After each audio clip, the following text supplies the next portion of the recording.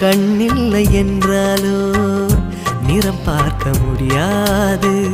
நிறம் பார்க்கும் உன் கண்ணை நீ பார்க்க முடியாது. குயில் இசை போதுமே, அடக்குயில் முகம் தேவையா?